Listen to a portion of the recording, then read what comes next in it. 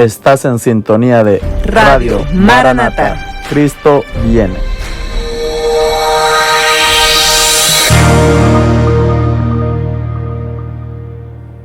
Bueno, mis queridos hermanos, vamos a comenzar, ¿verdad? Y pues, primeramente, ¿verdad? Quiero darle gracias a Dios porque solo Él nos pone, ¿verdad? El hacer como el querer por su buena voluntad en nuestros corazones, que nos reunamos cada vez que se vaya a hablar de su palabra. Y pues quiero darle la bienvenida a cada uno, ¿verdad? De los que están en sintonía, los que están conectados en cualquier plataforma. Ya ven que se está compartiendo el link en todos lados. Y pues especialmente a nuestra familia que tenemos acá, yo casi no los conozco muy bien, pero sé que son su familia, hermanos, y es nuestra familia espiritual. Bienvenidos a nuestra hermanita Ximena Navas y a toda la familia. Por ahí vi que estaba en oscuro, no logramos distinguir las caras, pero bienvenidos a cada uno de ustedes. Forman parte de nuestra familia espiritual y carnal también, que juntos, ¿verdad? Estamos preparándonos para ir al cielo, porque Cristo viene pronto y eso es lo que es nuestra meta, ¿verdad? Llegar juntos para poder ir con Él y vivir en la eternidad. Bueno, mis hermanos, con estas palabras los invito a que vayamos en oración. Vamos a orar para comenzar este servicio, esta programación. Oremos. Amantísimo Padre, que su morada es en las alturas de los cielos. Santo, santo, santo es su bendito nombre, Señor. Gracias le damos, Padre bendito, una vez más, porque sabemos que solo usted, Señor, es el que nos da este día, Señor, esta oportunidad de poder abrir nuestros ojos en un sábado santo más, Señor, aquí en la tierra que nos otorga, Señor. Gracias, Padre, porque sabemos que hasta aquí usted nos ha ayudado. Gracias, Señor, por todas las bendiciones que nos da. Gracias, mi Dios, porque sabemos de que no nos da más para que nos olvidemos de usted y tampoco nos da menos para que estemos reclamándole, Señor.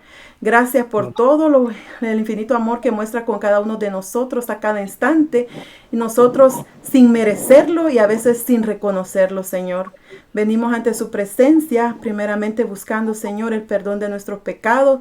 Perdone, Señor, nuestras iniquidades y limpie, Señor, nuestros corazones de toda maldad. Saque, Señor, fuera todo orgullo, toda vanagloria, todo egoísmo, toda envidia, todo lo que nos está haciendo, Señor, alejar, apartarnos de usted, Señor. Padre bendito, queremos acercarnos, queremos agarrarnos de su mano para ir caminando, Señor, en este camino que todavía nos falta por recorrer. Queremos permanecer en usted, Señor, pero sabemos que no podemos solo, por eso clamamos de su santa y bendita presencia en nuestras vidas, en nuestras mentes, Señor. Que su Santo Espíritu nos siga dirigiendo, nos siga instruyendo, nos siga enseñando y también, Señor, nos siga amonestando, Señor, porque sabemos que a veces, Señor, no estamos en lo correcto, pero bendito sea mi Dios, que siempre pone ángeles para que nos abran nuestros ojos. Gracias le damos, Señor, por todo, y le pedimos, Señor, una bendición especial para cada uno de los que se han conectado acá, ya sea por la forma virtual, Señor, en cámara, o todos aquellos que nos escuchan a través de la radio, Señor, a través de YouTube, a través de todos los medios, Padre bendito, porque nuestro fin, nuestro propósito es que su palabra, Señor, sea predicada en muchos lugares, Señor, porque ya queremos verle descender de las nubes de los cielos. Padre bendito, nos ponemos en sus manos, confiados en que usted hará conforme a su voluntad. También, Señor, le pedimos que su Santo Espíritu unja al hermano David, Señor, para que nos pueda traer palabra de lo alto, Señor. Confiamos, Padre bendito, que usted habla a través de sus siervos, Señor. Y nosotros también le pedimos, Padre bendito, que prepare nuestros corazones para recibir su palabra, Señor. Y no nos convirtamos solo en oidores, sino en hacedores de la suya, Señor. Padre bendito, aquí estamos, nos ponemos en sus manos, denos su bendición. En el nombre de nuestro Señor Jesús le pedimos todo. Amén. Amén. Ahora sí, mis hermanos, los invito, ¿verdad?, que entonemos este hermoso himno, que, ¿verdad?, como dijo la hermana Noemí, vamos a hasta aprendernos y cantarlo de memoria. Así es que vamos a entonar el himno 120 del Himnario Antiguo.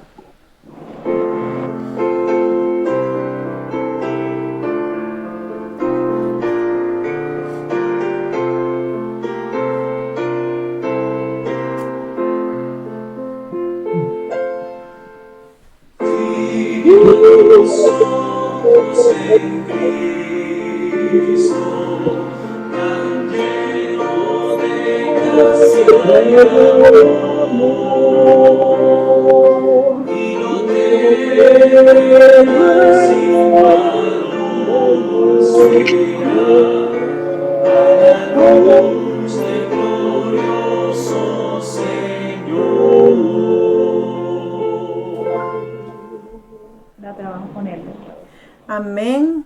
Fija tus ojos en Cristo. Es una linda alabanza. Hermanos, te la recomiendo que a nuestros hijos, por testimonio se los digo, que siempre cuando vayan a dormir les canten esta alabanza. Ellos lo van a llevar en sus corazones y así el día de mañana estén ellos solitos. El Espíritu Santo les recuerda a ellos, ¿verdad? Que fijen sus ojos en Cristo. Bueno, ahora ha llegado el momento, mis hermanos, de escuchar la palabra de Dios en los labios de nuestro hermano David. Así es de que lo invitamos a que pase, ¿verdad?, a la plataforma de las cámaras y pues para él es su tiempo. Muchas gracias, hermanita Silvia. Ha sido una muy bonita introducción y saludo a todos los que están presentes de manera visual y a todos aquellos que están a través de la radio escuchando, y también un saludo a todos los que en este momento quizás no estén conectados, pero en algún momento escucharán este tema. Amén. Que la bendición de Dios esté sobre todos nosotros y que el tema de hoy sea un tema realmente de inspiración, como ya lo es para mí. Amén. Y espero que también sea para ustedes. En primer lugar, quisiera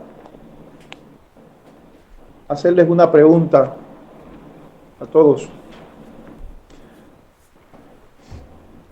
¿Cuál ha sido el día más importante de sus vidas? Realmente el día más importante de sus vidas.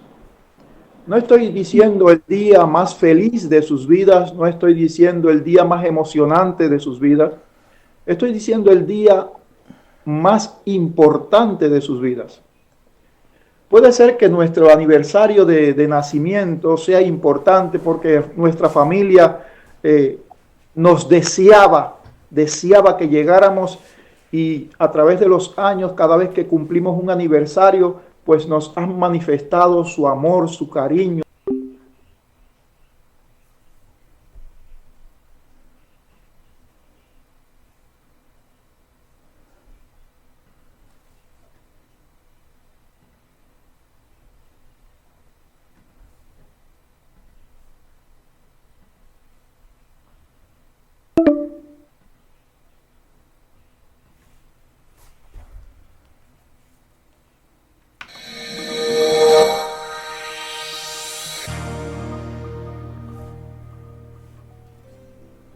Estás en sintonía de radio.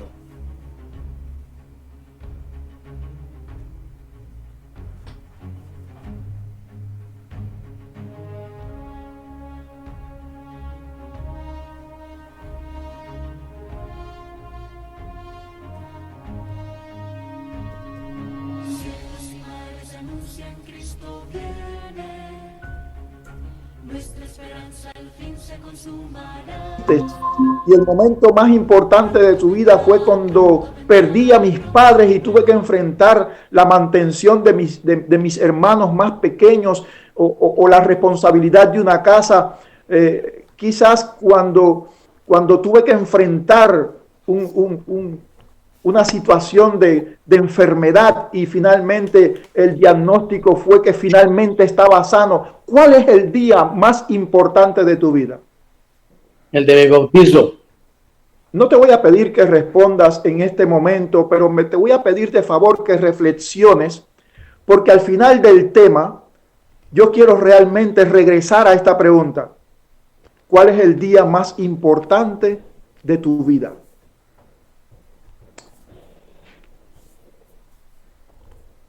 Para un hombre llamado Adán, casado con una mujer que se llamaba Eva, el día más importante de su vida consistió el día en que sintió el peso de la responsabilidad de haber sido infiel a un principio que debía haber cumplido.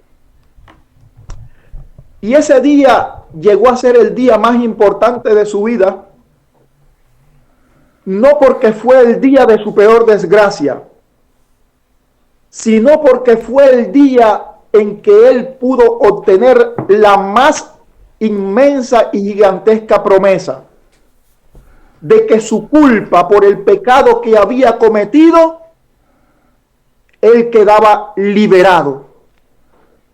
Y que alguien en el futuro vendría y pagaría esa deuda. Adán ese día había contraído una deuda mortal. Las consecuencias de su error lo llevarían a la muerte. Pero ese día, en el versículo 15 del capítulo 3 de Génesis, su propio creador le prometió que sería en el futuro su redentor. Y a partir de aquel momento, durante 9 siglos, Adán estuvo contando aquella historia que para él era el día más importante de su vida. Mañana y tarde, durante 9 siglos, Adán contaba la historia de la caída en el pecado. Y mientras degollaba el cordero, recordaba que la promesa que su creador le había hecho, que un día se convertiría en su redentor, la contaba generación tras generación, día tras día, mañana y tarde. Adán contaba la misma historia durante 9 siglos. Y cada vez que Adán contaba la historia, para que los que estaban escuchando se convencieran de la veracidad de su historia, señalaba con regularidad el Edén, de donde había sido sacado por culpa de su pecado. Y los que estaban presenciando el sacrificio que Adán realizaba mañana y tarde, podían ver la gigantesca diferencia entre el mundo que ellos habitaban y el hogar de sus primeros padres, cuya entrada estaba prohibida, y había ángeles resplandecientes que con fulgurante luz no permitían la entrada a ese huerto. Pero finalmente, ese día había llegado. El día había llegado. Finalmente, aquella promesa que se hizo en el Edén, aquella promesa que Adán había anunciado por 9 siglos, mañana y tarde durante 9 siglos, ese día finalmente había llegado. Jesús estaba en el patio de la casa de Caifás. La casa de Caifás, aquellos que conocen a Jerusalén, que han tenido la oportunidad de estar allí, saben que la casa de Caifás queda a la parte sur del templo, hacia la colina que se llama Sión, donde le dicen la ciudad de David. De la parte afuera del muro de la ciudad, así, o sea, a la parte sur oeste de la ciudad, de la parte afuera del muro de la antigua ciudad, cerca del estanque de Siloé, donde Jesús había mandado al cieguito a lavarse. Allí queda la casa de Caifás. Y después de esa noche de agonía, muy temprano, casi rayando, viéndose los primeros rayos del sol, la turba que durante todo ese tiempo había acompañado a la turba que había ido al Getsemaní y había tomado a Jesús y lo había ido a cuestionar al patio de Caifás, salieron en procesión todos hacia el pretorio, hacia la casa de gobierno, para encontrarse con Pilato. Entre la multitud había alguien agazapado que no quería identificarse, porque todavía tenía una cuenta pendiente. Era Judas. Cuando uno sale de la casa de Caifás, tiene que dirigirse hacia el norte de la ciudad por aquellas callejuelas estrechas de Jerusalén y pasar bordeando el muro del templo, cerca de donde hoy se encuentra el muro de las Lamentaciones. Atravesar por allí cerca del muro de las Lamentaciones hasta la parte norte y entonces tomar hacia la izquierda, hacia el este, Y allí de la parte atrás del muro norte del templo, bordeando así hasta la parte este, se encuentra el pretorio, la casa de gobierno o el enlosado, como se dice en hebreo, allí donde se hacían los juicios. Cuando llegan allí, los fariseos, los saduceos y los doctores de la ley y los sacerdotes no entran al pretorio, porque ellos no quieren contaminarse. Es el día santo, el día de la Pascua, y ellos quieren celebrar la Pascua y comer el cordero pascual y los panes sin levadura y las hierbas amargas. Y ellos no entran. Y entonces dejan a la multitud allí con sus secuaces, con los jefes patrocinadores del chanchullo, de la mentira, y ellos salen y entran en el templo. Pero quizás pensamos que se desadvirtieron. No, no se desadvirtieron. Resulta ser que el pretorio queda muro con la esquina norte-este del templo. Desde allí, quizás detrás del muro, ellos podían escuchar todo lo que estaba sucediendo. Quizás algunos se habían subido inclusive hasta la azotea, donde podían ver claramente todo lo que estaba sucediendo. Y me imagino que desde allí dirigir la turba y hacer señas como hacen los deportistas, ¿no? Para decir qué tipo de pelota van a tirar, por dónde lo van a hacer. Y me imagino que de allí dirigían impíamente la turba. Pero estaban pendientes, no querían entrar para no contaminarse. Pero era la mente macabra que estaba dirigiendo aquel martirio. Esto lo podemos encontrar en el libro de Mateo, capítulo 27, del versículo 1 al versículo 10. Está esta corta historia que estamos contando. Por supuesto que está repetida de manera simultánea en todos los evangelios, en los 4 evangelios. Resulta ser que había alguien agazapado en la multitud que tampoco entró al pretorio. Cuenta Mateo que este personaje regresó al templo cuando vio que Jesús no se desataba, que Jesús no se libraba de sus agresores y de que estaba siendo inculpado y estaba siendo condenado a muerte. Dice que Judas llegó al templo donde se habían refugiado los sacerdotes, los saduceos y los fariseos. Y dice, he pecado entregando sangre inocente. Y dice que tiró las 30 piezas de plata que le habían dado por entregar a Jesús.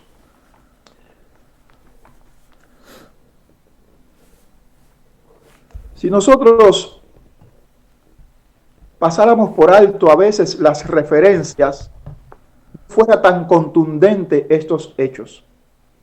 Pero nosotros podemos escribir ahí y rectificar después a manera de estudio. En Zacarías capítulo 11, versículo del 12 al 13, ustedes pueden ver, no queremos leer para no perder tiempo porque el tema de hoy es importantísimo y tiene muchas material que contar para estar al tanto de todos los detalles. Zacarías 11 del 12 al 2 y 13 dice que desde el tiempo de Zacarías se profetizó, incluso haciendo referencia a una historia del tiempo de Zacarías, el precio de las 30 piezas de plata. Y Jesús le había dicho, y Dios le había dicho a Zacarías, deposítalo en la ofrenda del templo. Y los sacerdotes dijeron, no podemos depositar esto en el arca del templo porque es dinero de ¿qué? Dinero de sangre. En Zacarías dice, el dinero del estimado, del amado, del apreciado, el dinero del apreciado. Cristo debía ser apreciado. Sin embargo, estaba siendo condenado a muerte por 30 piezas de plata. Y ahora, antes de entrar en la parte central de esta historia, me gustaría que cada uno en su casa, allí en familia, se repartieran los libros donde vamos a encontrar esta historia, porque yo voy a estar contando esta historia utilizando la mayor cantidad de detalles, pero no se encuentran todos los detalles, todos no cuentan todos los detalles específicamente. Yo en mi historia voy a tratar de recoger todos el mensaje central de todos ellos, y voy a mencionar cosas que dicen uno y cosas que dicen otros, pero que no las dicen todos. Y me gustaría que allí en familia buscaran en los 4 evangelios para que en la misma familia, en la misma casa, puedan de manera diferida estar compartiendo el mismo mensaje que yo esté dando, dependiendo del evangelio donde esté. Así que en Mateo vamos a estar estudiando el capítulo 27, como ya estamos hablando, y por supuesto ya vamos a empezar a partir del versículo 13, 14, ¿verdad? Porque ya estamos en la plataforma de Judas, así que ya pasó la parte de Judas y vamos a empezar con la parte de juicio en casa de Pilato. En el libro de Marcos sería en el capítulo 15. En el libro de Lucas sería en el capítulo 23. Y en el libro de Juan estaremos leyendo el capítulo 18, pero a partir del versículo 39. Y finalmente, cuando termine hasta el versículo 40, la historia continúa en el capítulo 19. Así que busquen en sus casas, ahí todos en familia, cada uno con su Biblia, y así de manera diferida vamos a estar mirando las impresiones de estos 4 evangelios. Mateo es Leví Mateo. ¿Leví Mateo quién era? Leví Mateo era un levita, sacerdote que estaba al servicio de Roma cobrando los impuestos. Ustedes saben de eso bastante porque anualmente ya saben cuando tienen que ir a pagar los impuestos y la persona es severa y quiere recopilar para el gobierno hasta el último centavo. Así que esta era la función de Leví Mateo, era de la tribu de Leví, era sacerdote y cobrador de impuestos. Juan era el discípulo amado. Él venía de Galilea, era de una de las 12 tribus de Israel. La historia realmente no identifica de cuál tribu era, pero era un israelita. Y finalmente el discípulo amado. Pero Marcos y Lucas no fueron discípulos de Jesús. Aunque Lucas, según la historia, dice que Lucas estaba entre los 70 que finalmente recibieron el Espíritu Santo en el aposento alto 50 días después. Pero Lucas no era de los discípulos de Jesús. Pero finalmente se incorporó y llegó a ser uno de los apóstoles. Pero Marcos no sabemos dónde se encontraba este día tan importante en la historia del universo. No especifica la Biblia, ni la historia, ni las enciclopedias hebreas y judías. Sí sabemos que era de Libia y que era sobrino de Bernabé, que llegó a ser uno de los apóstoles amigos de San Pablo, y que este Marcos salió en los primeros viajes del apóstol Pablo y finalmente se amedrentó y al final regresó con Bernabé, trabajó con Bernabé y después trabajó con Pedro, y finalmente Pablo, estando en Roma, reclamó el apoyo de Marcos, que lo necesitaba. Así que especialmente el evangelio de Lucas y el evangelio de Marcos son testimonios que vienen como copia de las predicaciones de Pedro y de Pablo. Así que teniendo referencias de quiénes son estos evangelistas que escribieron la palabra de Dios, vamos a ver sus impresiones de primera mano acerca de los eventos de este día. Se encuentran finalmente en el patio del pretorio, la casa de gobierno, y allí sale Pilato y le dice: ¿qué quieren ustedes? Por favor, díganme. Era un día de fiesta. Me imagino que Pilato estaba en pijama, ¿verdad? Y ahora, ¿para qué me quieren molestar si es un día de fiesta?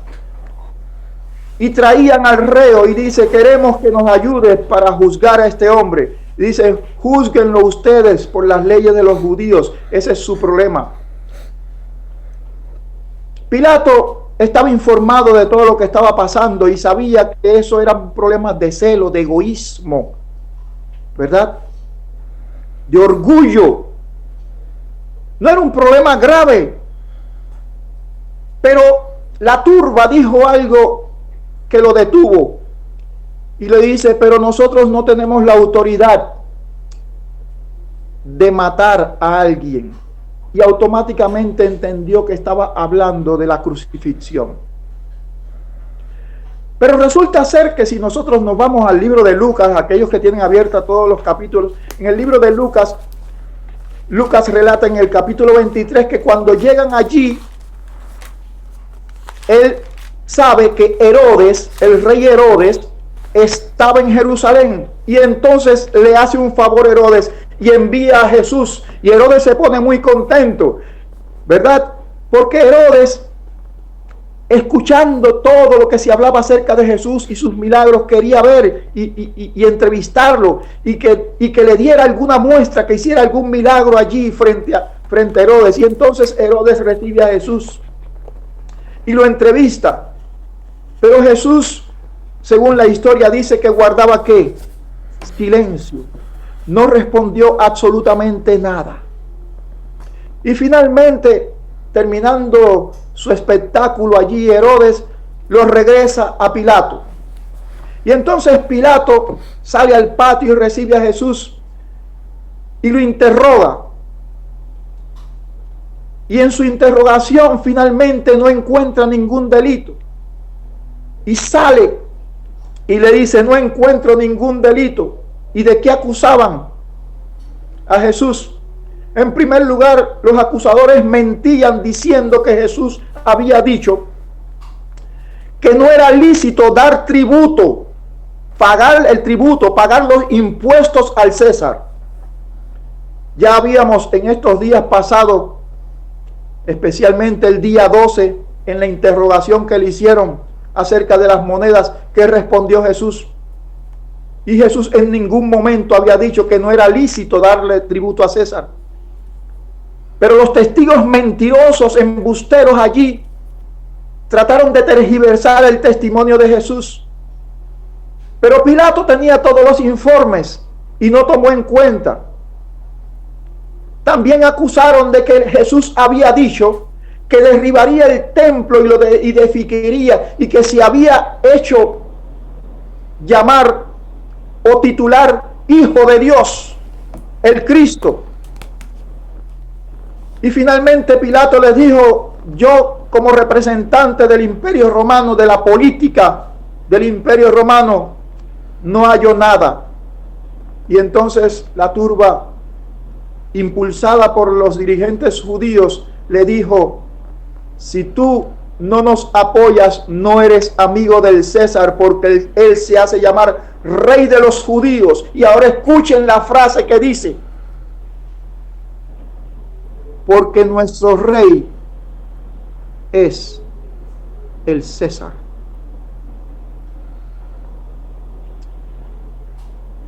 Qué triste respuesta para un pueblo que había sido escogido para proclamar el mensaje divino de salvación al mundo. Y sus dirigentes con el pueblo habían escogido el camino equivocado. Su rey era el César. Finalmente, Pilato vuelve a entrar, interroga a Jesús. Y Jesús, cuando Pilato le interroga y le dice: ¿eres tú rey de los judíos?, Jesús le responde: tú lo has dicho.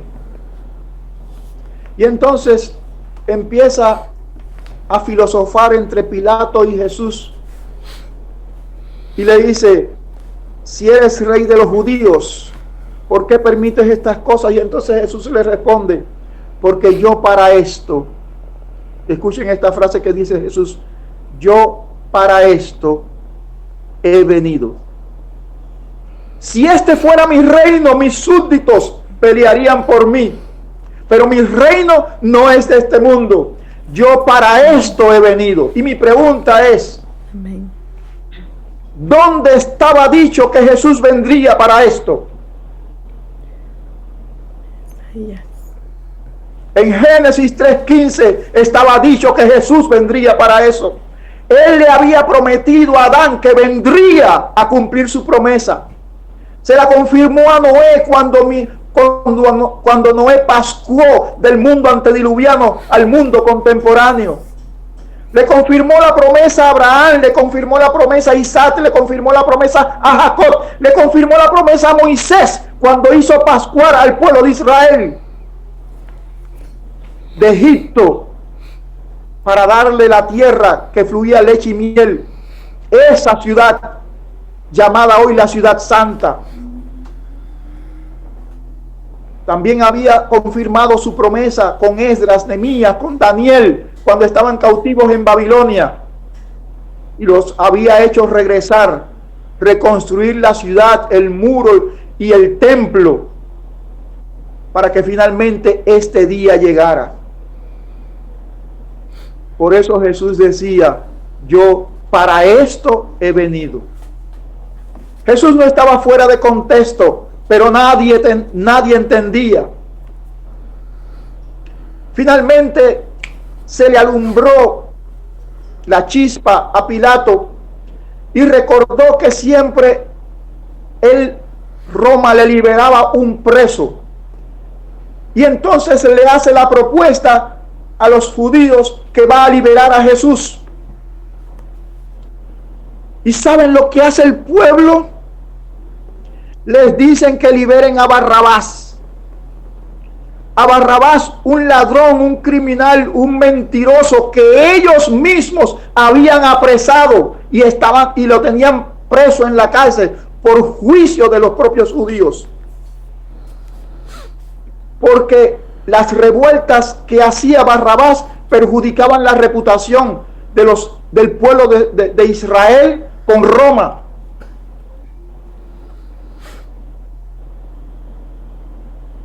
Y ahora el pueblo prefería que fuera liberado Barrabás y condenado Jesús. Y entonces dice Pilato, ¿y qué hago con Jesús? ¿Qué creen ustedes? Ponlo en la misma prisión, ponlo en la misma celda donde estaba Barrabás. ¿Eso fue lo que dijeron?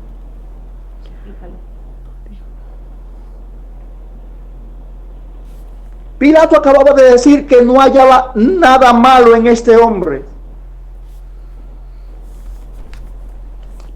Los testigos todos conocemos por las historias que hemos leído durante estos 4 días que eran testimonios mentirosos. Lo único que había dicho Jesús, de lo cual lo estaban culpando realmente, es que se hacía llamar Hijo de Dios. Así que lo único por lo cual Jesús fue juzgado es por llamarse Hijo de Dios. El Hijo de Dios, como el hijo del rey de las fiestas de bodas que había invitado a Jerusalén para que disfrutara de las fiestas. Como el hijo del señor de la hacienda de la viña, el cual mataron.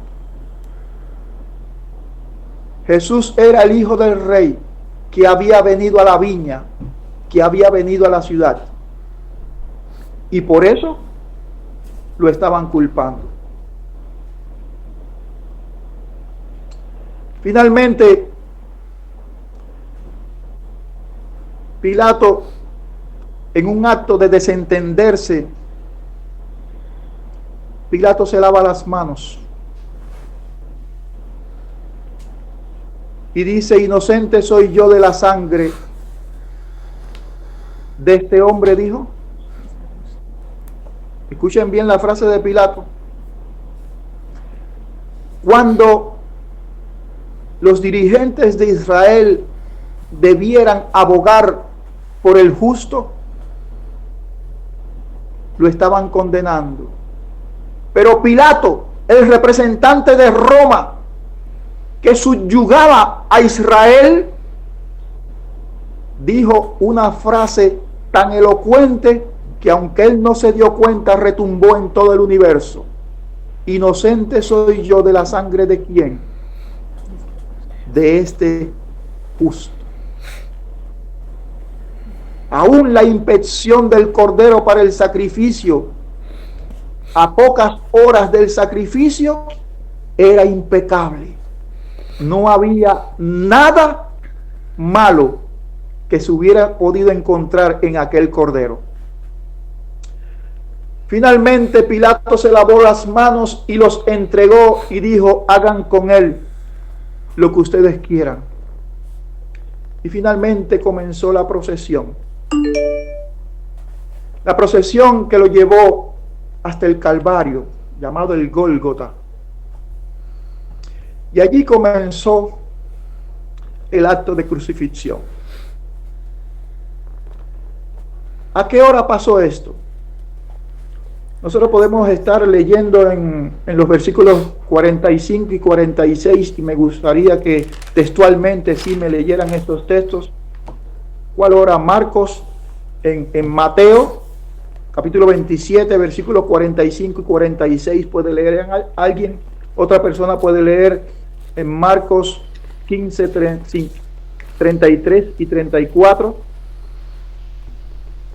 En Mateo 45 dice: y desde la hora sexta hubo tinieblas sobre toda la tierra hasta la hora novena.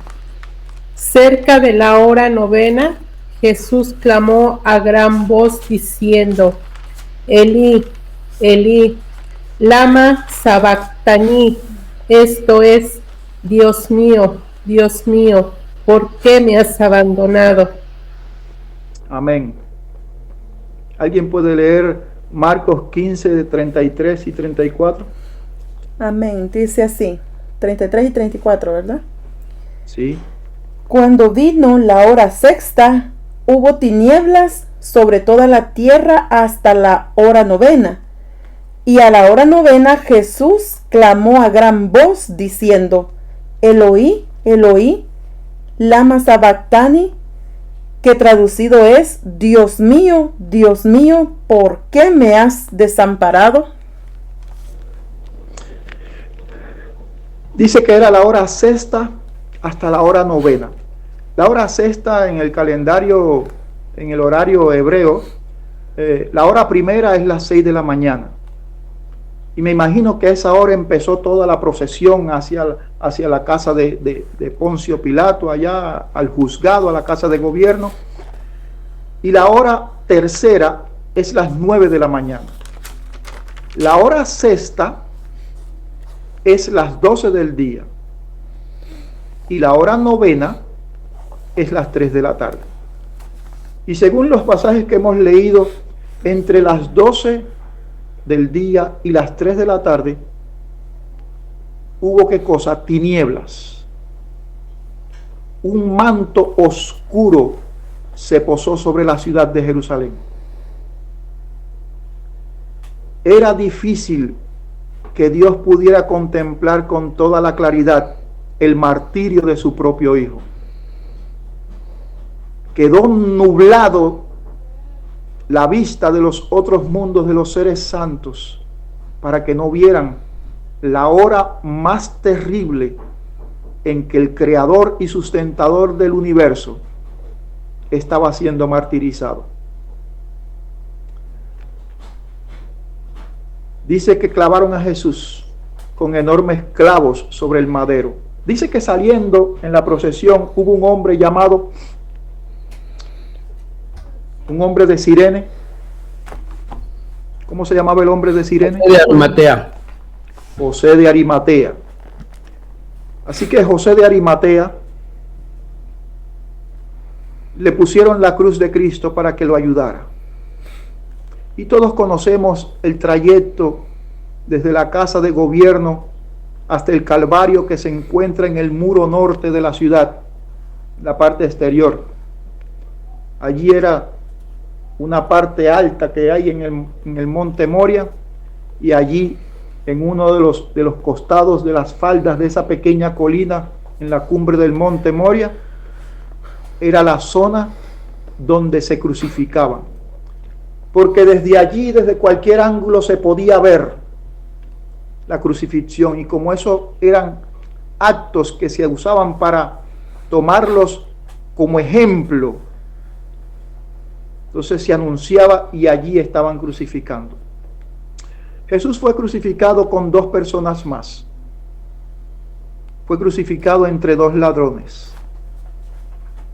Uno de los evangelios, los más explícitos, si ustedes quieren tener más detalles, son Lucas y Juan. Especialmente Lucas relata la historia de que mientras todos se mofaban, todos ofendían, movían la cabeza: si eres el Hijo de Dios, desciende de la cruz, sálvate a ti mismo. A otros salvó y él mismo no se puede salvar. Y uno de los ladrones se unía también a la turba, y el otro también de vez en cuando decía algo, pero reflexionaba. Y en un momento determinado, mientras uno de los ladrones estaba unido, emocionado a la turba, mientras sufría también el mismo dolor que Cristo, el otro ladrón en la cruz le llama y le dice: ¿no tienes temor? A la verdad, nosotros estamos padeciendo por lo que hemos hecho, pero ¿qué mal ha hecho para estar aquí junto con nosotros? Una vez más, a minutos de que Cristo entregara su alma, en la última inspección, aquel cordero fue hallado impecablemente sano. Ningún mal ha hecho para merecer esto. Y miren ustedes,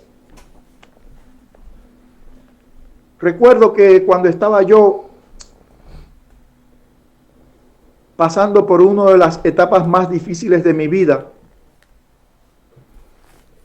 estaba yo preso por el evangelio en mi país,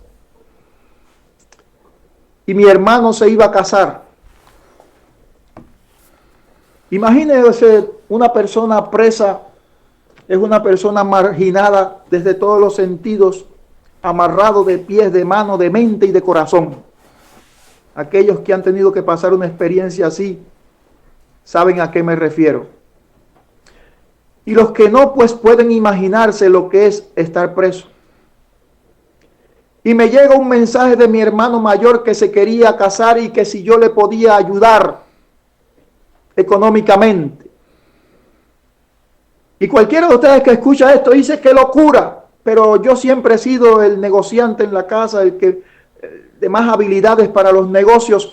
Y mi hermano, sin tomar en cuenta la situación, él estaba presionado y quería casarse y me pidió ayuda económica. Y yo comparo ese momento con este momento de Cristo en la cruz del Calvario, cuando aquel ladrón en la cruz, sin tener en cuenta la miseria por la cual Cristo está pasando, le dice: cuando vengas en tu reino, acuérdate de mí. ¿Cómo aquel ladrón en la cruz fue capaz de distinguir, mientras todo el mundo acusaba de embustero, de mentiroso a Cristo, y aquellas acusaciones lo habían llevado al martirio, que va padeciendo junto con aquellos 2 ladrones? ¿De dónde sacó aquel ladrón en la cruz que Jesús era rey y que tendría un reino venidero?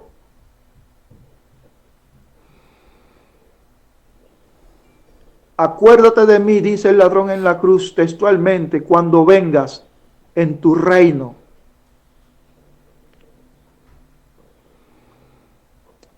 Él no sabía cuándo era aquello, pero seguramente no era saduceo, porque los saduceos no creían en la resurrección.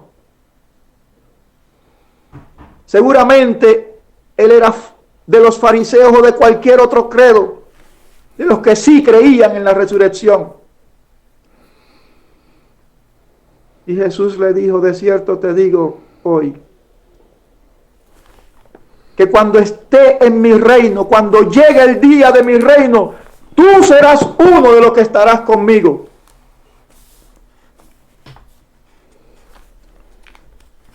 Yo quiero que tú reflexiones. Amén. Que quizás en tu vida llegue un día como el día del ladrón en la cruz. Quizás has pasado días como el del ladrón en la cruz de sufrimiento y de agonía. Quizás en el futuro te toquen vivir días como eso. Pero ya sean días de gloria, días de prosperidad o días de miseria y de condenación en tu vida, puedes cerrar los ojos y meditar en la historia del ladrón en la cruz y unirte a él en la súplica cuando vengas en tu reino. Acuérdate de mí. No hay nadie en todo Israel que tuvo una Pascua más hermosa que el ladrón en la cruz. El ladrón en la cruz le quedaban unos pocos minutos de sufrimiento y su vida se extinguiría. Pero 5 minuticos después de su muerte, porque los que mueren están descansando, ellos no saben nada. Solo que cuando Él vuelva a abrir sus ojos, va a encontrar un poderoso ángel a su lado que le va a decir: ¿recuerda la promesa que te hicieron? Me imagino que estará cerca de Adán también. Y dice 4000 años antes de que te la hicieran a ti. Dirá Adán: también me la hizo a mí. Amén.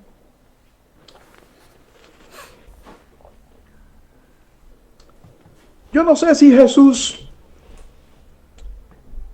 ya te ha hecho la promesa a ti. Pero un día como hoy, hace aproximadamente 50 minutos, en Jerusalén, 1988 años antes, Jesús cumplió la promesa. Mucho antes de que tú y yo naciéramos. Pero la promesa aún está vigente. Amén. Esta Pascua también es para ti. Amén. No sé si Jesús te habrá hecho ya la promesa. Si ya te la hizo y tú la aceptaste, es el momento de confirmarla. Es un aniversario más de confirmación. Un aniversario más de proclamación. Si no te la ha hecho, pues te la está haciendo ahora. Y es tan nueva esta promesa como el día que se la hizo a Adán. Es tan nueva como el día en que se la hizo al ladrón en la cruz. Amén. De cierto te digo hoy, te digo en este momento, te digo ahora, dice Cristo Jesús. Puedes estar conmigo en el paraíso. Porque no hay un momento más importante en la vida de Cristo para reconocerlo que ese momento, el momento en que pendía de la cruz. Yo no estoy de acuerdo con que la cruz sea un símbolo cristiano. Porque la cruz nunca fue un símbolo cristiano, aunque hoy los cristianos anden con cruces colgadas en el pecho, tatuadas en su cuerpo, como talismanes colgadas por toda la casa. La cruz del Sagrado Corazón y todas esas cruces. La cruz no es un símbolo del cristianismo. La cruz es un símbolo de condenación y muerte. La cruz es un símbolo que representa nuestra vida de pecado. La cruz es un símbolo que representa nuestra condenación. Por eso el mejor lugar donde se encuentran las cruces es en los cementerios. Porque eso es lo que representan el pecado y la muerte.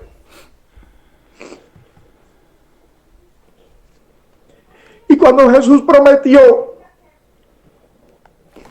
que vendría a aplastar la cabeza de la serpiente, era porque quería pisotear el símbolo de la destrucción del hombre.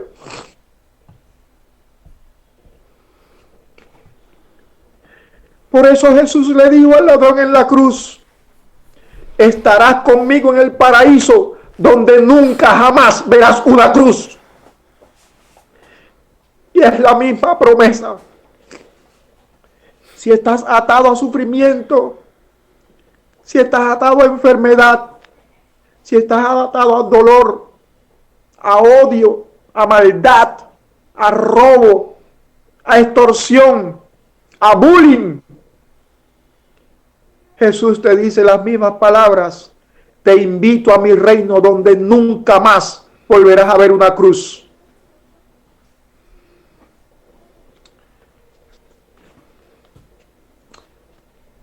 Llevamos más de 2000 años de cruces y más cruces, y nos han hecho creer que es un símbolo del cristianismo. Te han mentido. El símbolo del cristianismo en el mundo siempre ha sido la palabra de Dios.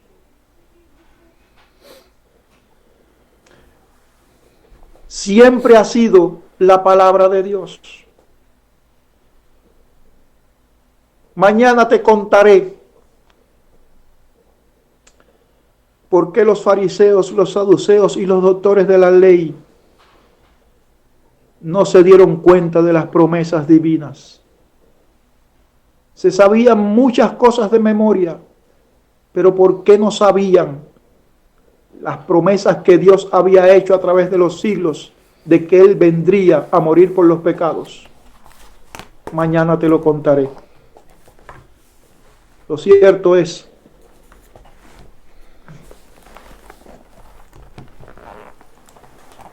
que a las 3 de la tarde, hace 55 minutos aproximadamente, Jesús exclamó, como algunos de ustedes leyeron: Elí, Elí, lama sabactani, ¿por qué me has desamparado? Y unos minutos después, en un grito de agonía, dijo: consumado es. Las tinieblas habían cubierto la ciudad de Jerusalén. A las 3 de la tarde, entre las 2 tardes, como dice Éxodo capítulo 12, era el momento del sacrificio.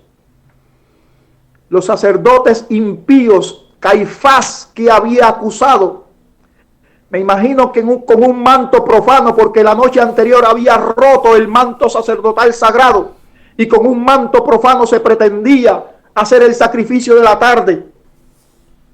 Y mientras levantaba el cuchillo para sacrificar el cordero pascual, y aquí hago un alto para explicar que en Jerusalén ese día, en toda la provincia de Galilea, había solamente 2 cosas que estaban atadas.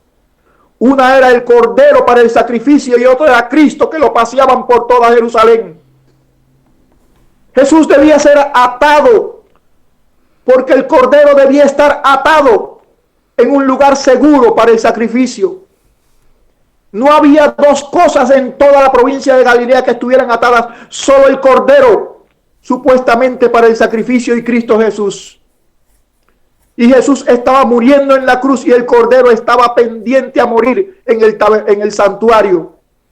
Y mientras el sacerdote levantaba la mano para pronunciar la frase consumado es, Jesús menciona aquella frase en la cruz del Calvario, y la tierra tiembla, se rajan las piedras, y ese temblor, los rayos, los truenos comienzan a caer, y un rayo desciende del cielo y raja la cortina del templo de arriba abajo.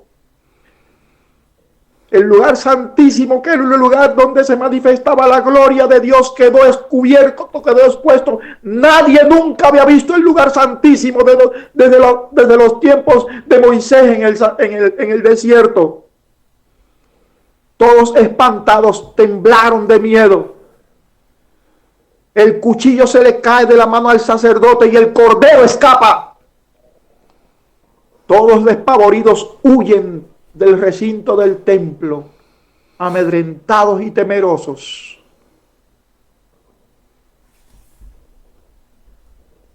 Ya no era necesario.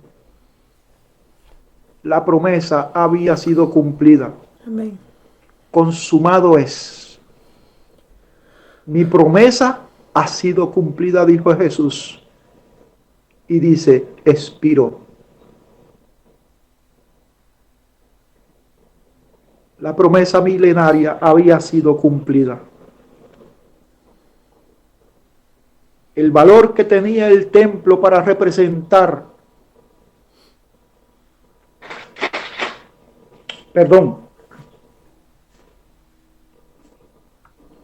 el valor que tenía el templo para representar a través de las generaciones la promesa de Dios, había quedado sin valor. A partir de aquel momento, los sacrificios quedaban dirigidos directamente a aquel verdadero Cordero de Dios que quita el pecado del mundo. Amén. Más o menos a esta hora se acercaba la puesta de sol en que debía empezar la fiesta de los panes sin levaduras y el cordero debía comenzar a comerse. Todos estaban aterrados en Jerusalén. Nadie sabía qué hacer. Pero allí junto a la cruz se desarrollaron escenas maravillosas. Jesús contemplaba tranquilo y apacible al lado de los dos ladrones. La obra había sido concluida.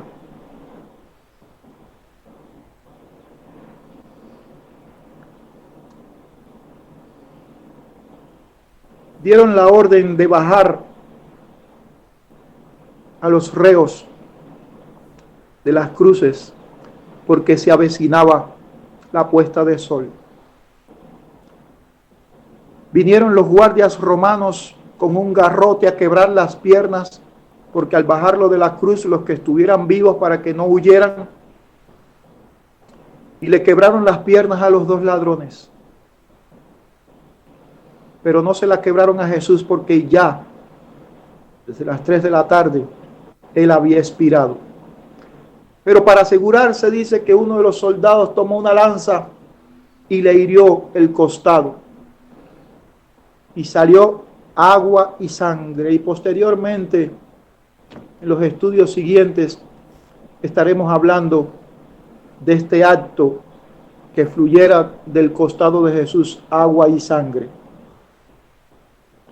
Lo cierto es que ese día termina bajando a Jesús de la cruz.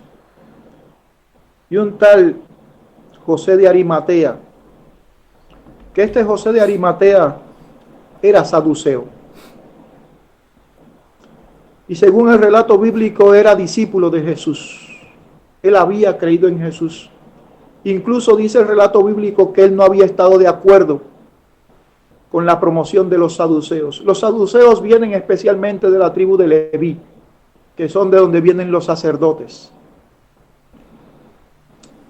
Y también se le unió Nicodemo, un fariseo, que al principio del ministerio de Jesús se había entrevistado con él de noche por temor a ser visto. Y este llevó hasta 100 libras de ungüentos aromáticos para ungir el cuerpo de Jesús. Y José de Arimatea le pidió a Pilato, como los saduceos tienen influencias políticas, pues habló con Pilato y le rogó que le entregara el cuerpo de Jesús. Y finalmente Jesús fue bajado de la cruz, fue ungido con los ungüentos que trajo Nicodemo y fue enterrado en una tumba cerca del Calvario, una tumba nueva, donde nadie había sido puesto.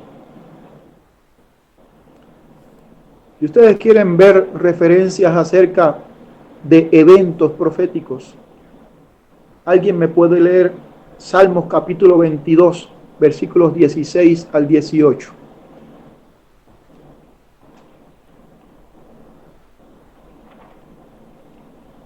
Partieron entre sí mis vestidos y sobre mi ropa echaron suertes. Mas tú, Jehová, no te alejes, fortaleza mía, apresúrate a socorrerme. Mientras se celebraban estas acciones, a los pies de la cruz estaban los soldados romanos repartiéndose los vestidos. Pero casi 10 siglos antes, casi 1000 años antes, el rey David, en uno de sus salmos, Salmo 22, había dicho esta profecía. Escuchen todas estas referencias. El Antiguo Testamento, la parte de la Biblia que queremos descartar, son las que más nos orientan hacia el maravilloso día de la historia de la humanidad. También pueden buscar Isaías 53:7, especialmente. Y me gustaría que en familia después leyeran todo el capítulo, los 12 versículos de Isaías 53. Pero en honor al tiempo solo vamos a leer el versículo 7. Angustiado él y afligido, no abrió su boca. Como cordero fue llevado al matadero, y como oveja delante de sus trasquiladores, enmudeció y no abrió su boca. Isaías 7 siglos antes, 750 años antes, describió la actitud de Jesús. Como cordero fue llevado al matadero. Frente a sus acusadores, no abrió su boca. Dice que enmudeció y fue sacrificado, tal cual 700 años Isaías lo había profetizado. Hoy en día, cuando el universo observa la vida de los seres humanos aquí en la tierra, bajo la condenación de muerte, cuando la humanidad teme a la muerte, cada vez que se hablan de guerras, de desastres, de cataclismos naturales, el mundo se pone a temblar. No hay una época en la historia de la humanidad donde la vida haya sido más insegura que ahora. Mi esposa hace unos minutos me estaba hablando de que ahora unos nuevos cataclismos naturales están invadiendo Centroamérica.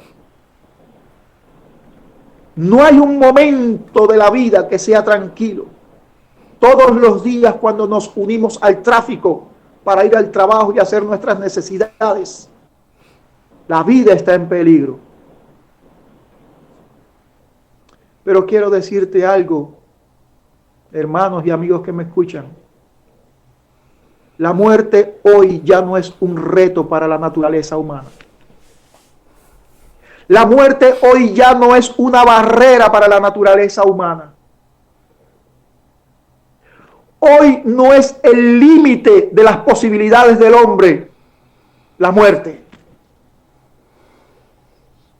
Ni siquiera una penosa enfermedad que puede arrancarte en los primeros años tu juventud, puede arrancarte la vida, es una barrera donde termina tus posibilidades.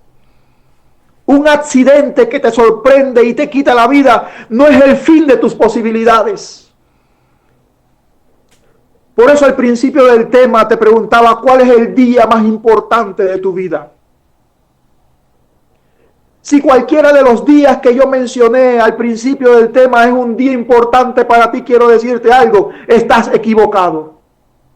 Tienes que reorientar lo que es importante en tu vida. El día más importante de tu vida es el día de la Pascua, en que Cristo rompió las barreras de la muerte para darte la posibilidad de que nada en este mundo fuera una barrera para ti. Por eso yo te aconsejo que a partir de hoy, si no lo has reflexionado, tomes un alto en tu vida y reorientes tu concepto de día importante. Y mañana y tarde, como por generaciones se ha venido haciendo, un remanente clama a Dios, como clamó Adán, como clamó Enoc, como clamó Abraham, como clamó el ladrón en la cruz, para decirle a Dios: cuando vengas en tu reino, acuérdate de mí. Amén. Estas promesas están a tu alcance. La palabra de Dios tiene hoy el mismo poder que tuvo cuando Cristo dijo: sea la luz, y fue la luz. El mismo poder que tuvo cuando dijo a Lázaro, que llevaba 4 días muerto: Lázaro, ven fuera. Porque Cristo, cuando dijo consumado es, selló su promesa para que las barreras de la muerte no fueran un límite para tus posibilidades. El ladrón en la cruz le quedaban pocas horas para morir, pero murió estando convencido de que esa muerte no era una barrera en su vida. ¿Y tú? ¿Qué harás?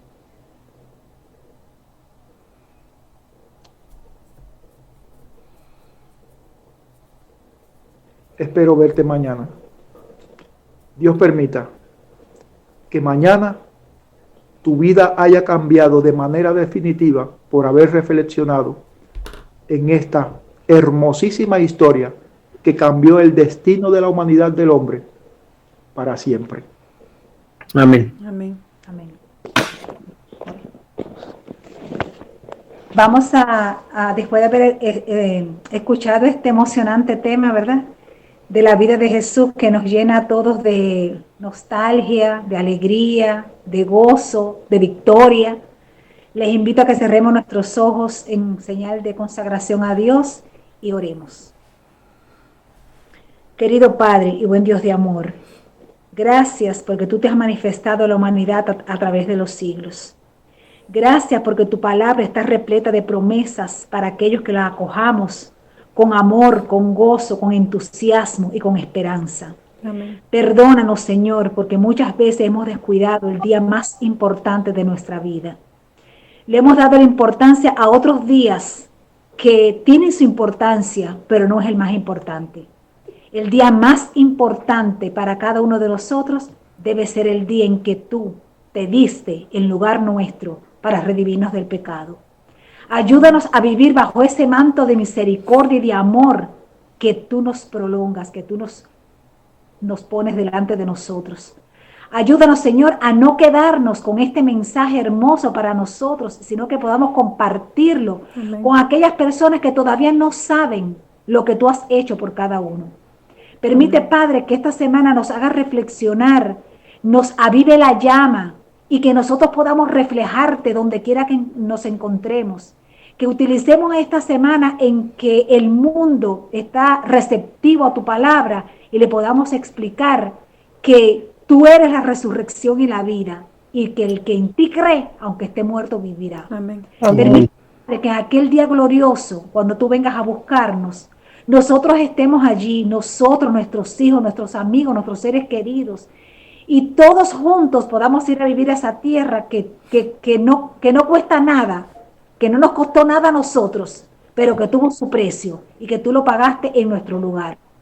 Ayúdanos, Señor, a tener esa esperanza en nuestros corazones viva, clara, hermosa, que no la ocultemos con cosas sencillas y pasajeras de esta vida, sino que podamos siempre tenerla presente para que nuestros corazones puedan ser irradiados de esas lindas promesas. Y que permita, Señor, que todo lo que hemos escuchado esta tarde, este tema, y los que tal vez lo escucharán en otros minutos, en otro tiempo, puedan también llenarse de esa hermosa esperanza, Amén. de ese agradecimiento que tendremos por los siglos de los siglos, de lo que tú has hecho por cada uno de nosotros. Amén. Una vez más te damos las gracias en el nombre que es sobre todo nombre, en el nombre de Cristo Jesús, a quien sea la gloria y la honra por los siglos de los siglos. Amén. Amén.